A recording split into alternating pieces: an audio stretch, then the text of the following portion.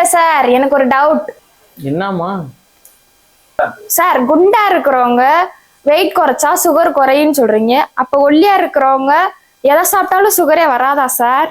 ஒல்லியா இருக்கவங்களுக்கும் இப்பெல்லாம் சக்கரை வருது. அது ஏன் வருது, எப்படி அதை தடுக்கலாம் அப்படின்றத நல்லா டீட்டெயிலா சொல்றேன். நல்லா நோட் பண்ணிக்கமா. நீங்களும் தான். ஒல்லியா இருக்கவங்களோட சுகரை வந்து நாங்கள் லீன் டயபெட்டிஸ் அப்படின்னு சொல்லுவோம். ஜென்ரலா வந்து நம்ம இந்தியன்ஸ் அப்படின்னாலே லோ மசில் மாஸ், அதாவது நம்ம தசைகளோட அளவு வந்து ரொம்ப ரொம்ப கம்மி நம்ம உடம்ப கம்பேர் பண்ணும்போது. ஸோ நம்ம சாப்பிட்ற சாப்பாடுல இருக்க சர்க்கரையை வந்து மெயினாக வந்து தசைகள் தான் யூஸ் பண்ணோம். ஸோ அது கம்மியா இருக்கனால சக்கரை லெவல் வந்து ரொம்பவே ரைஸ் ஆகும். ஜெனட்டிக்காவே நம்மளுக்கு ஒரு எக்ஸஸ் சக்கரை இருக்கு அப்படின்னா அது கொழுப்பா மாறிடும். அது நம்ம ஆர்கனை சுத்தி போய் படிஞ்சிடும். அதுக்கு தான் விசரல் ஃபேட்டு. அதை பத்தி டீட்டெயில் வீடியோவே நம்ம பண்ணியிருக்கோம். பார்க்காதவங்க பார்த்துருங்க. முக்கியமானது, சின்ன வயசுல இருக்கும்போது நம்ம சரியான நியூட்ரிஷன் கிடைச்சிருக்காது. அப்புறம் வளர வளர நம்ம எக்கனாமிக் பேக்ரவுண்ட் இம்ப்ரூவ் ஆகும்போது நம்ம நிறைய சாப்பிட ஆரம்பிச்சிருப்போம்.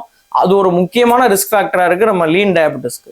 அப்போ ஒல்லியா இருக்கிறவங்க எஸ்கேப்பே ஆக முடியாதா, ஒல்லியா இருக்கவங்க கூட சுகர் வருமா அப்படின்னு கேட்டா அப்படி இல்லை. நம்ம குண்டோ ஒல்லியோ நம்ம வந்து கண்டமெனிக் சாப்பிடக்கூடாது. மைண்ட்ஃபுல் ஈட்டிங், கரெக்டாக தேவையான அளவு சாப்பிடணும். அண்ட் ஸ்ட்ரென்த் ட்ரைனிங் பண்ணி உங்களோட மசில்ஸை வந்து கொஞ்சம் பில்டு பண்ணிக்கோங்க.